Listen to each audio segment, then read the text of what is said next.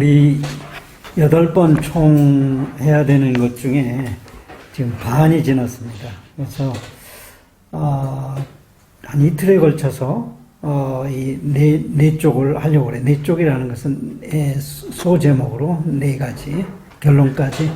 그래서 오늘 2개 그리고 다음 주 2개 하면 이제 끝날 것 같습니다.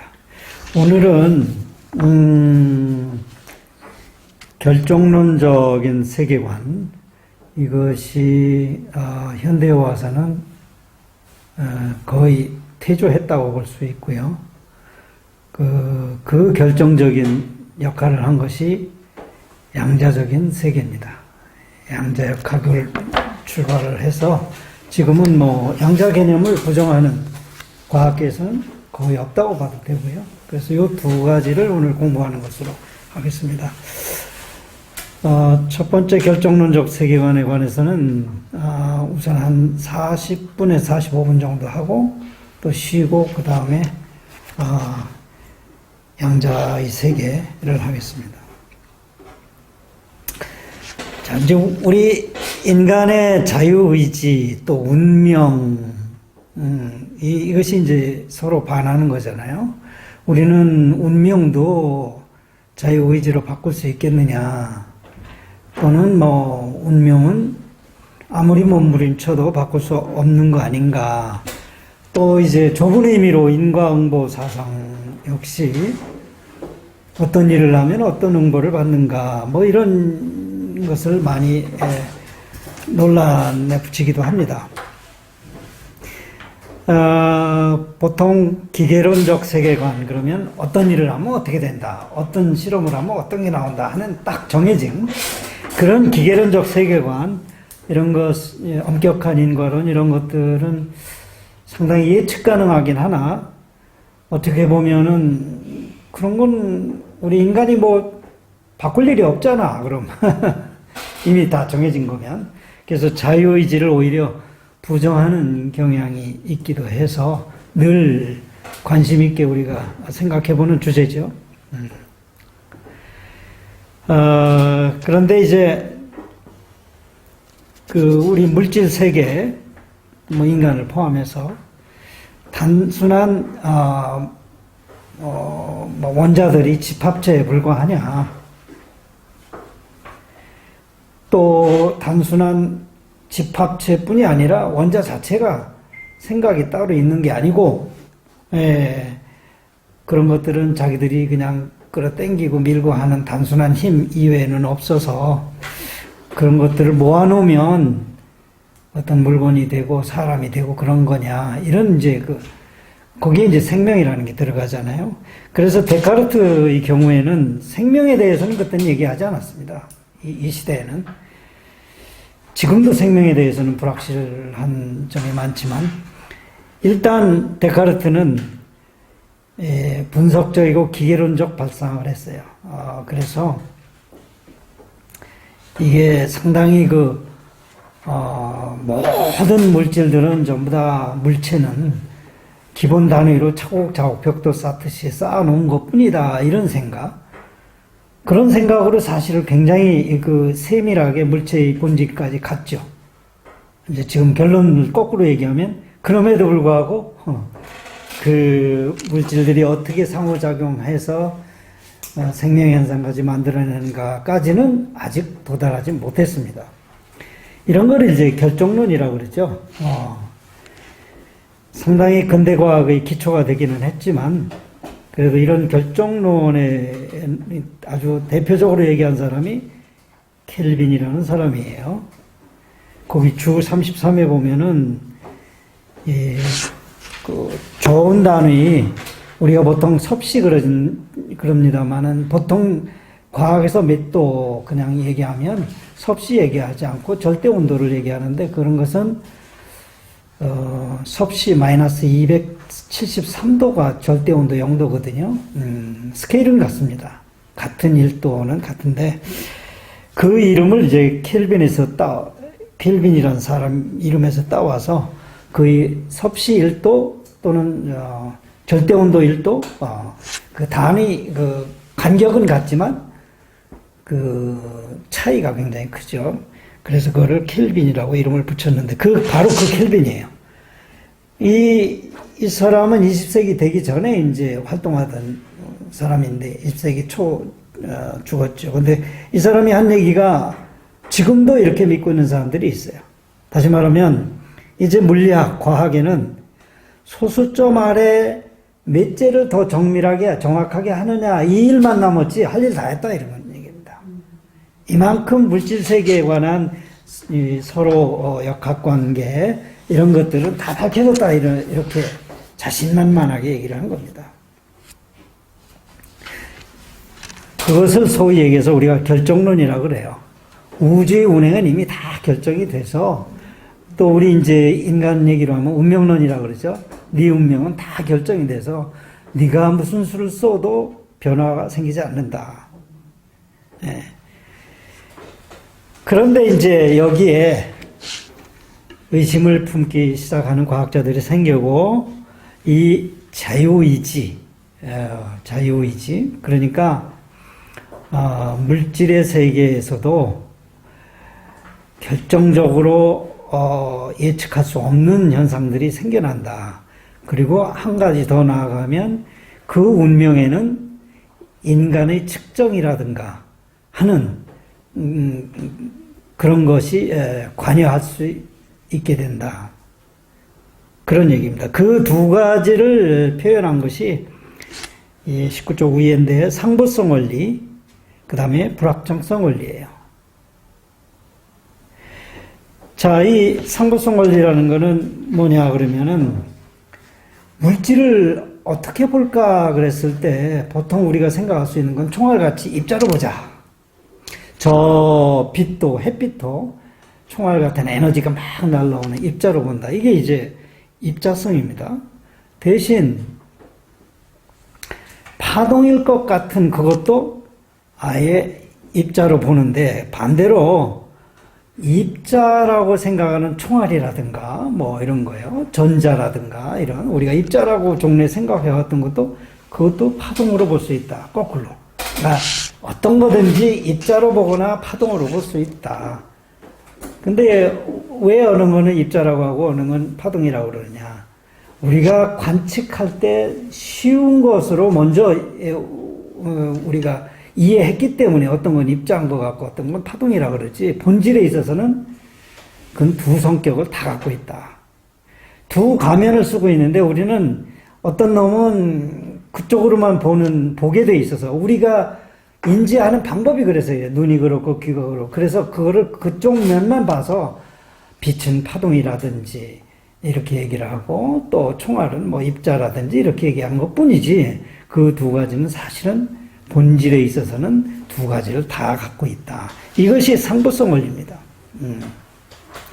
그 얘기 하나 하고 그래서 이제 그 주 34에 보면은 이 빛을 가지고 입자로 보냐 파동으로 보냐 그 역사가 있습니다. 뉴턴은 이 총알같이 입자로 봤어요. 그런데 입자로 보면은 그 파동으로 보는 성격이 안 나타나야 되는데 파동이라는 건 뭐냐면 입자라는 것은 이렇게 가리면은 가린 쪽으로 휘어 들어가지 못하는 게 입자잖아요. 그러니까 문을 이제 여기 지금 불을 켜놓고 문을 열어놓으면 여기 그 빛이 밖으로 나가는데 밖은 이 빤이 비치는 거 빼놓고는 깜깜해야 되는데 그렇지 않잖아요. 집에서 아마 다 꺼놓고 불 하나만 켜고 문을 열어놓으면 그 빛이 직진하는 쪽만 환히 비치고 나머지는 아주 깜깜해야 되는데 깜깜하지 않죠. 옆에 보면은 뭐 물건도 집을 수 있고 그러잖아요. 그림자 있는데도. 그게 왜 그러냐. 이게 직진하는 게 아니고 파동처럼 회절을 해서 옆으로 이렇게 퍼져나가서 그렇거든요. 그렇잖아요. 그걸 회절이라 그래요. 네. 그건 파동의 특별한 현상이거든요. 네. 총알 같으면은 그냥 아예 튕겨 나올까 통과한 것은 반드시 가잖아요. 근데 옆이 왜 빛이 비춰지냐. 희미하지만 그 회절 현상이다. 그러면 총알 같으면 안 그럴 것 같죠? 이게 전자 실험하면 회절 현상 똑같이 나타나요. 전자. 전자가 우리가 입자라고 생각했잖아요. 알갱이로 탁 날아간다. 그러니까 이제 뒤죽박죽이 된 거예요. 우리가 어떤 개념으로 생각하던 게 다른 현상을 보이면서 반대로도 또 성립하고 이러니까 우리가 가지고 있는 개념이 틀린 거 아니냐. 물질에 대한 선입관이 있는 거 아니냐. 이렇게 생각하는 거죠. 이 아인슈타인도 사실은 그 알갱이라는 생각을 잘 안 했어요. 그런데 사실은 자기가 알갱이라고 생각한 것 그런 해석, 광전 효과예요. 빛이 전자를 때려낸다는 게 광전이거든요. 빛을 쪼여가지고 금속에서 전자를 떼내요. 그러니까 여기다가 이렇게 대면은 전류가 흐르는 걸 알 수가 있어요. 빛을 쪼이면 전류가 흐르고 빛을 안 쪼이면 전류가 안 흐르고 그 얘기는 뭐냐? 빛이 이 금속 내에 있는 전자를 톡톡 띄어내니까 이놈이 여기 붙어서 전류가 흐른다. 그 광전 효과를 설명한 사람이 아인슈타인이고 그걸로 노벨상 받거든요. 그런데 아인슈타인은 자기가 그걸로 노벨상 받았으면서도 빛이 알갱이라는 얘기를 끝까지 인정하고 싶지 않았어요. 논리적으로는 설명을 했지만 정서적으로 마음으로는 받아들이기 어려웠어요. 그만큼 이 물질의 본질이 입자냐 파동이냐 하는 것은 20세기 초에 큰 화두였습니다. 이제 19쪽 중간입니다. 그래서 양자각적 실험 상황을 보면은 이게 입자의 모습으로 보고자 하면 입자의 얼굴도 보여주고 파동의 성격으로도 또 보고 싶으면 그것도 나타내 주니까 혼란이 많이 온 겁니다. 그래서 다시 말하면 이제 3분의 1 밑에 3분의 1쯤 됩니다. 관찰자 스스로가 관찰 대상의 속성을 함께 지어낸다. 이 말은 무슨 말이냐면 순수한 객관세계라는 건 없다는 거예요. 순수한 객관세가 그럼 우리는 과학에 항상 순수한 객관적인 것을 추구해 왔는데 그런 게 없다는 거예요. 우리가 관찰하는 순간, 측정하는 순간 우리가 어떻게 측정하고 어떻게 관찰했냐에 그 벌써 개입이 된다는 겁니다. 그 결과가 달라진다는 거예요. 그래서 이제 아까 얘기한 것처럼 우리 관찰하고 무관하게 하는 걸 뉴턴식 기계론적 인과율이라고 그래요. 이미 다 정해져 있는 것. 그렇게 보였던 것은 여태까지 우리가 미세한 측정을 하는 그 과학이 그만큼 못 발전해서 근사치에 불과한 것이지 원론적으로 보면 그렇지 않다. 두 가지 성질을 항상 갖고 있다. 그런 얘기고요. 관찰자의 의식이 개입되지 않고는 아무것도 정의될 수가 없다. 뭐 관찰자가 개입되지 않은 자연이 있겠죠. 근데 그거는 인간과 무관하다. 세상에 그렇게 있다는 것은 나하고는 전혀 무관한 거예요. 비로소 내가 이제 개입해서 관찰을 할 때만이 나한테 유의미한 그런 얼굴로 다가오는 거예요. 그런 거를 이제 그 고양이 실험이라고 그래요. 예를 들어서 박스 안에 독가스를 주입합니다. 고양이 한 마리를 넣어놓고. 그랬을 때 확률은 2분의 1이다. 죽었느냐, 살았느냐. 그럼 누가 맞냐? 아무도 모른다예요. 네, 아무도 모른다. 그리고 열어보면 둘 중에 하나다. 살았거나 죽었거나. 열어본다는 것이 인간이 개입한다는 거예요. 개입해야만 비로소 결정되는 것이지 그 전까지는 이걸 놓으면 죽었을 거야. 죽었다. 그 싸울 이유가 하나도 없다는 거예요. 그걸로 많이 싸우잖아요. 많이 싸우죠. 많이 싸우죠. 근데 과학에서는 그걸 내려놓은 거예요. 결정론적인 그 사고를 이제 내려놓은 거예요. 예. 예. 그게 거의 유명한 고양이 실험이라는 겁니다. 관찰자의 관찰자 효과. 그럼요. 그거를 인정하는 거죠. 불교에서 보면 어떤 인간 의지가 가해져만이 그럼요. 그거하고 동일한 겁니다. 예. 인간이 개입되지 않은 것은 아무것도 얘기할 수 없다 이거예요. 굉장히 불교적입니다. 과학에서 이걸 인정해야 되는 대단한 거. 아, 대단한 겁니다. 이게 20세기 전에는 기독교 신의 개념에서 한 발자국도 못 벗어나. 아까 그랬잖아요. 뉴턴 경우도 절대로 자기가 신의 개념으로 가졌던 고정관념을 죽을 때까지 못 버렸어요. 그래서 자, 예를 들면 이런 겁니다. 여러 어떤 그 관찰자의 의식이 개입되지 않고는 정의가 될 수 없는 건데, 여러 상태가 중첩이 돼 있다. 이거를 이제 우리가 AND라고 그러죠. A and B 그러잖아요. 그리고, 측정이라는 행위를 거치면 비로소 AND가 아니라 A or B 결정이 된다는 거예요. A냐 B냐 둘 중에 하나지 결정이 된다는 거예요. 그러나 본래는 두 가지 속성을 다 갖고 있는 A and B. 이게 내추럴한 거고, 인간이 측정하는 것은 전부 다 A or B. AND에서 O로 그거 하나 바뀌는 것이 인간이 하는 일입니다. 20쪽입니다. 이 양자역학, 그러니까 미시의 세계에 가서는 이게 결정적인 역할을 하기 때문에 그렇죠. 비결정론적 성격. 아인슈타인은 굉장히 아주 불편해가지고 보온하고 그냥 굉장히 많이 오랫동안 싸웁니다. 이거 가지고. 그래서 이제 유명한 얘기가 있죠. 20세기 후에서 한 6번째 줄. 읽어보겠습니다. 양자역학은 굉장히 주목할 만하다.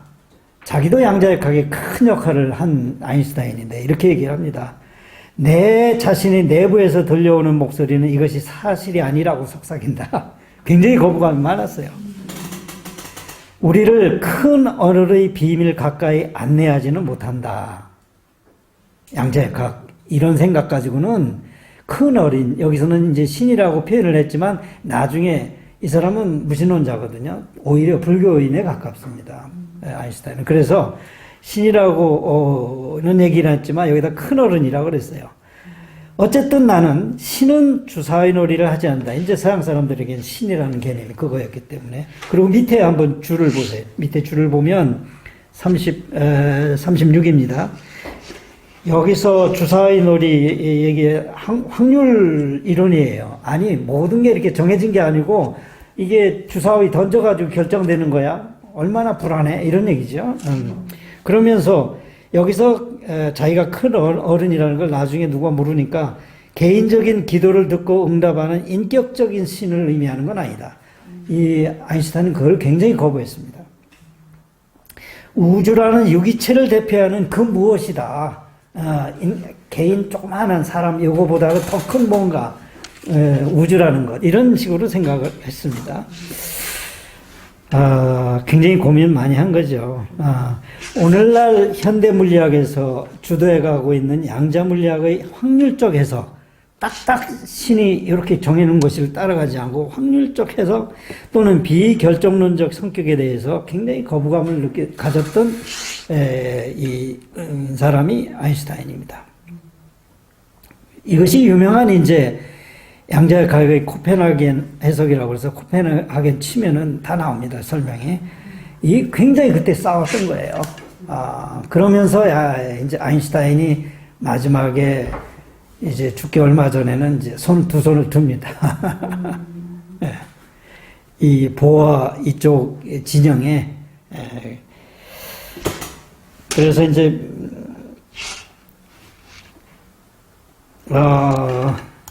객관적 실제, 측정 이런 문제를 이제 측정 또는 우리가 개입하지 않은 세상은 없다고 봐야 된다 이런 얘기입니다.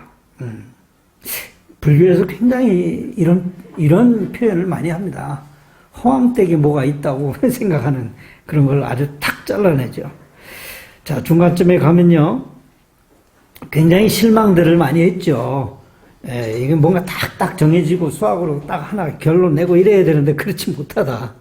근데 세상 자체가, 물질 세계 자체가 본질적으로 그렇게 되어 있기 때문에 앙상블, 여기는 이제 앙상블이라는 건 굉장히 많은 수, 동일한 비슷한 개의 많은 수, 그런 확률 분포로서만 얘기할 수 있다. 이런 거를 굉장히 이제 불편했지만 지금은 다 받아들입니다. 과학자들이 확률적인 것을 받아들이지 않는 그런 과학자는 없어요. 지금은. 그러니까 확률적인 선언을 할 수 있다는 것까지가 양자역학이 완벽하다는 거예요. 그러니까 그게 좀 서운하네 이런 생각조차 할 필요가 없다는 겁니다. 지금은 굉장히 서운해했죠. 세상이 아주 딱 짜여지고 참 정연하게 우리가 예측하고 이래야 되는데 확률적인 세상이래. 굉장히 좀 불편한 것 같은데 이제는 다 받아들입니다. 아마 인문학에서도 이거 받아들여야 될 거예요. 이제 중간에 밑에 보면요.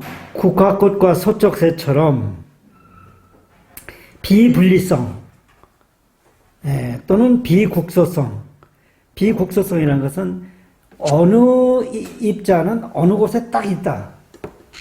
이게 말이 안 되는 거예요. 전자 같으면 예를 들어 볼게요. 전자가 하나 있다 보면 우리가 전자 하나가 어디 있다고 생각을 하잖아요. 근데 전자의 영향력이 미치는 건 무한대입니다. 주위에 전하를 가진 놈이 있으면 이게 끌려가든지 땡기든지 뭐 밀든지 그래요. 이게 여기가 어떻게 전자가 여기 있다고 생각을 해요. 우주에 퍼져 있는 거예요. 전자가 자체가. 인간도 마찬가지예요. 이게 심리적으로만 이야기하지만 실제로 내가 여기 있다는 것은 우주에 내가 지금 어떤 형태로든 영향을 주고 있는 거예요. 물질적이든 정신적이든. 그러니까 이거를 비국소성이라고 그래요. 나는 여기에 이렇게 있는 단순한 물질에 불과하지 않다. 그런 얘기입니다. 비분리성. 이걸 도대체 우주와 세상과 분리해내려고 하는 것이 무모하다. 그런 얘기입니다.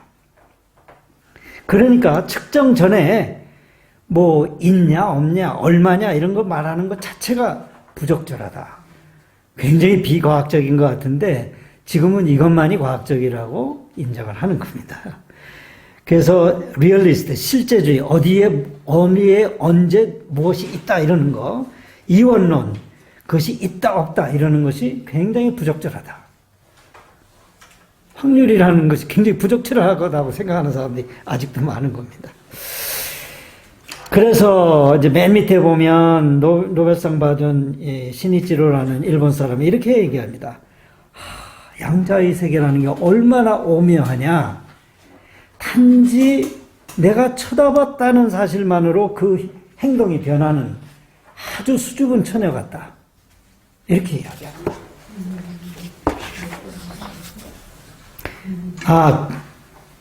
20쪽 맨 밑에 아닌가요? 아니면은 뭐 이게 또 양자현상이 그 끄트머리쯤 됩니다. 주도 선생님이 두 개가 그러면 이게 좀 달라서 몰라요. 네.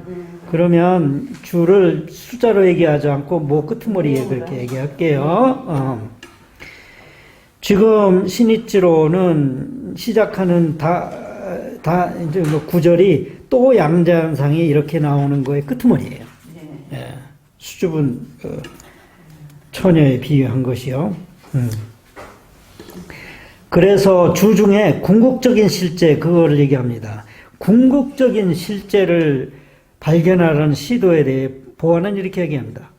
자연이 어떻게 존재하는지를 알아내는 것이 물리학의 과제라고 생각했던 게 모든 자연과학의 과제라고 생각했죠. 물리학뿐이 아니라. 자연이 어떻게 생겼을까? 어떻게 존재할까? 어떻게 서로 미치고 땡기고 할까? 그런데 이제는 물리학은 우리가 자연에 대해서 알아낼 수 있고 말할 수 있는 것만 다룬다. 이런 얘기입니다. 그 너머는 자연과학이 아니라는 겁니다. 그건 왜 그러냐면 측정에 의하지 않고는 상상하는 것은 자연과학에 포함시키지 않습니다.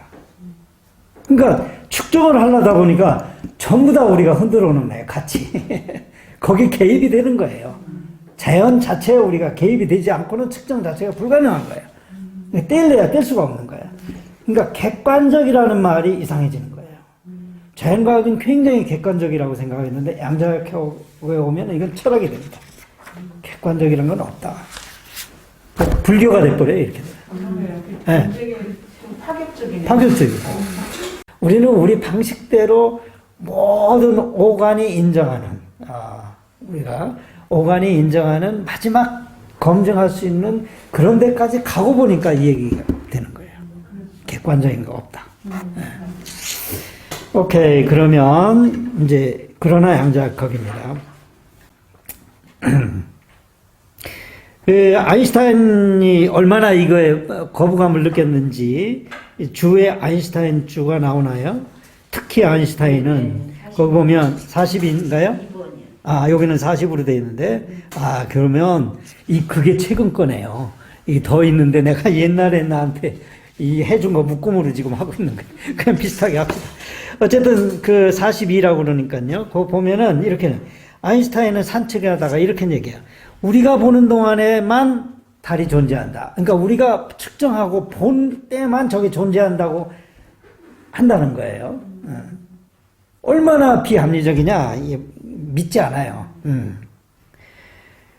관찰 여부와 상관없이 그 자신의 내재적 특성에 따라 존재해야 된다고 아인슈타인은 믿었어요. 관찰 따위를 딱 끊어내도 존재할 건 존재한다. 이게 이제 양자역학, 상대성 이론 이런 것을 굉장히 발견하고 뒷받침한 아인슈타인조차 이 인식을 바꾸는 게 굉장히 힘들었다는 얘기죠. 불교에서 마음이 다 만든다. 네. 그러니까 뭐 깃발이 흔들리는 거냐, 그러네요. 마음이 흔들리는 거냐, 그거랑 이거가 아이, 그럼. 네, 네. 이제 더 세밀하게 하면 우리 육군이 존재하기 때문에 육정이 존재하는 그런. 그거 똑같은. 그게 과학하고 딱 맞지. 예, 그러면 로고 선생님 한 이렇게 한번 보면 좋을 것 같아요. 예. 좋습니다. 그러니까 이게 쭉 하면서 여러분들이 네. 요런 부분만 따로 해도 좋겠다 하는 걸 해주시면 나중에 그걸 중심으로 좀. 그게 이제 아인슈타인이 상당히 아쉬워했던 얘기고요. 고전역학은 어떤 그 객관적인 대상이 그 성격을 소유하고 있다고 생각을 했는데, 이제 더 이상은 그 자체가 소유한다는 게 별로 의미가 없다. 그렇게 얘기되는 겁니다. 그것은 상대방하고의 관계에서 쉽게 얘기하면 물리학에서는 측정 장치와 떼낼래와 떼낼 수 없는 관계에 있다. 무관할 것 같이 분리된 두 개가 서로 영향을 미치고 있다. 이게 고전역학으로서는 도저히 용인될 수 없던 거고요. 그런데 이제 보어는 그걸 확 뒤집어 버려서 뛰어넘습니다. 외형적으로 셀 수 있는 분리된 개체처럼 생각되는 미시 입자들의 개체들이 다 분리될 수 있다고 생각했어요. 미시 입자들이. 실제로는 모두 연결된 하나의 비분리적 상태. 이게 연결원하고 세상에 이어지지 않은 것은 없다. 이제 생각해 보면 옛날에 저는 이제 어렸을 때 그 생각을 했어요.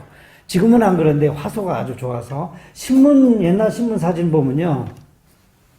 점이었어요, 다. 사진이. 그게 요즘은 좋아져가지고 점이긴 점인데 무지하게 점인지 몰라서 이게 연속적인 것 같지만 점이었어요. 근데 점을 더 들여다보면 그냥 까만 점. 다 까만 점인데 조금씩 보면은 조금씩 흐려져. 어디가 조금 흐려지고 더 진해지고. 멀리서 보면 사람 얼굴이에요. 그렇죠? 네. 지금도 그런 그림들도 많죠. 있죠. 네, 있습니다. 그렇게 그림을 아예 그렇게 그리는 사람도 있고 실제로 이렇다는 거예요. 모두가 연결돼서 무엇을 나타내고 있는데 한 개 한 개 따로 보면 전혀 그 속성이 보이질 않아요. 이게 자연계에도 그대로 있다는 거예요. 우리 인위적으로 뭘 찍어서가 아니라 예를 들면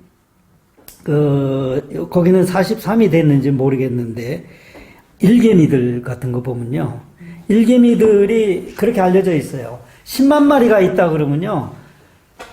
3만 마리는 놀아요. 예, 7만 마리는 열심히 일하고 3만 마리 놀아요. 그래서 이거 안 되겠네 그러고서 3만 마리를 분리시켜 놓습니다.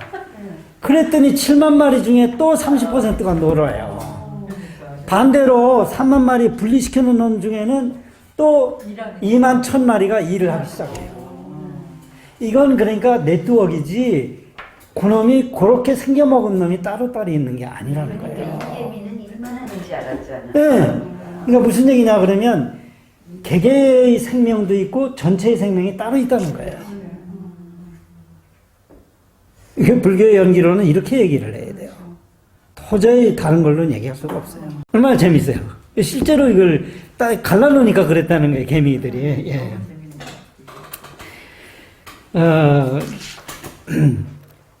그래서 이제 이런 거를 이제 논의를 하기 시작하면서 기존의 상식에 머무르던 사람들이 이제 패배하기 시작합니다. 그래서 새로운 세계관이 이제 서는 것이 되고요. 원자 보아의 상대성을 우리 그 위에 보면 원자와 밀입자들의 행동을 근본적으로 설명하는 유일한 이론으로 이제 남게 되고, 그래서 하는 수 없이 지금은 모든 세상은 확률적으로밖에 다룰 수가 없어요. 개개의 그것도 확률적으로, 아까 그래서 뭐 고양이 2개 뭘 독가스를 넣으면 사냐 죽냐, 산다 죽는다 2개 다 맞다. 2개 다 맞다. 확률이 그냥 2분의 1이라고 할 수밖에 없고 열어봐야만 한다. 살았다 죽었다 예언하는 건 다 거짓말이에요. 그냥 열어봐야 합니다. 굉장히 솔직하게 됐죠. 그래서 어떤 것이 자연현상이라는 것은 관찰하는 의식 주체의 선택 의지도 포함된다. 그 말은 무슨 얘기냐면 이 선택 어떤 것을 보고자 하면 그 얼굴을 보여줄 확률이 더 크다는 거예요. 그러니까 내가 보고 싶은 그게 있으면은 그쪽에 저거를 이렇게 뭘 하면은 이게 이럴 것 같아 그러고 하면은 그쪽을 보여주는 확률적으로 그게 더 많아진다. 예, 그걸 싹 빼고 하면은 확률이 똑같은데 확률이 똑같은데 그러니까 인간이 개입된다는 건 그만큼이에요. 대단한 거죠. 네. 그러니까 그 시각을 빼고 하면은 그대로라는 거예요? 그 시각을 빼고 하면 확률이 2분의 1이라는 거예요. 똑같이 2분의 1이라고 밖에 얘기할 수 없는데 우리가 그래서 이제 그걸 빼고서 하면 실제로 2분의 1씩 보여줍니다. 무슨 얘기냐면 있는 그대로는 2분의 1씩 보여주는데 우리가 어떤 시각을 가지면은 그렇죠. 그쪽으로 믿고 싶으면은 그쪽을 믿는 방향으로 우리가 뭐를 조작하기 쉽다는 거예요. 인간이. 자, 이게 보아의 그 중간쯤 가면 하나의 원인과 그 결과로 딱 떼어낼 수 있는 그렇게 단순하고 직선적인 인과관계는 이제는 더 이상 찾아보기 힘들다. 우리를 둘러싼 세계를 우리가 경험하면서 그 세계에 참여하는 방식을 통해서 현실 세계를 우리 손으로 함께 만들어 간다고 생각하는 것이 이제 좋다는 얘기죠. 그래서 저 높이 곳에서 딱 만물을 좌지우지하는 그런 존재가 있다. 이런 것을 믿어왔던 서양 사람들에게는 상당히 당혹스러운 거고요. 오히려 동양 사람들에게는 그냥 미소 지을 만한, 뭐 나도 동참하고 있지 않을까라는 그런 생각까지도 하고요. 자, 그러나 이 불교에서 간접적인 연에 대해서 강조를 합니다.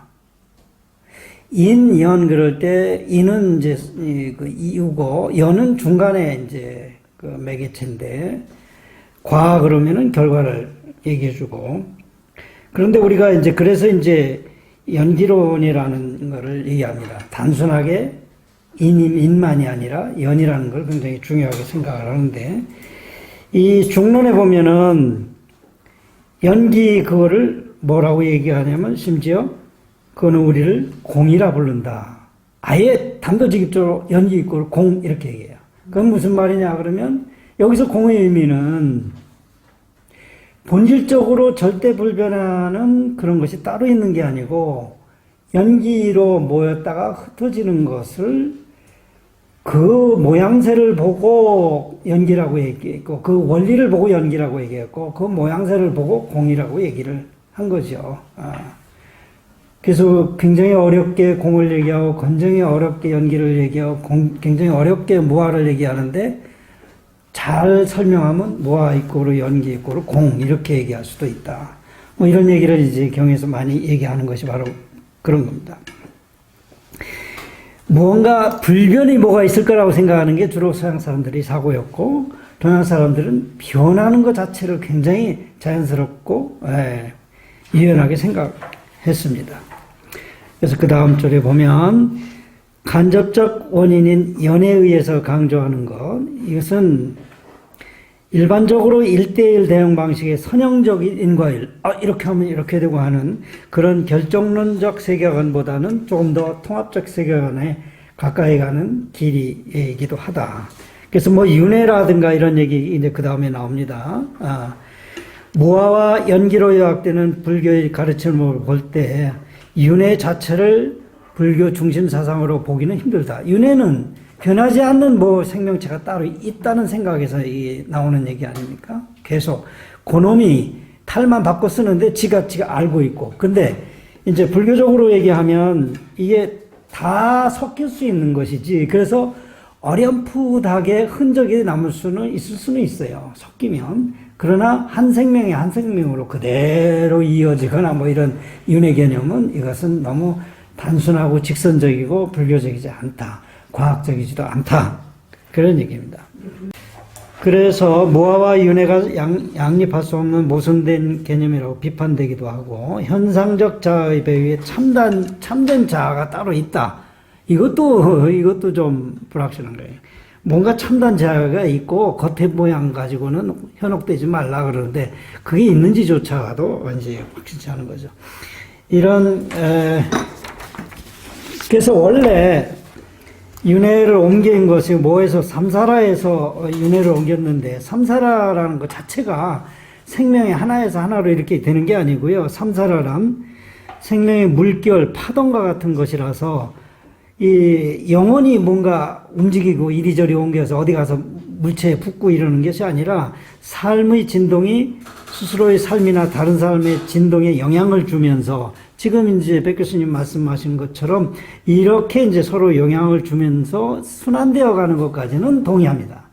원래 삼사라 윤회가 이런 건데, 우리가 알고 있는 윤회는 무엇이 어떻게 된다. 네가 변하지 않는 안은 있는데 껍데기만 바꿔서 이렇게 된다.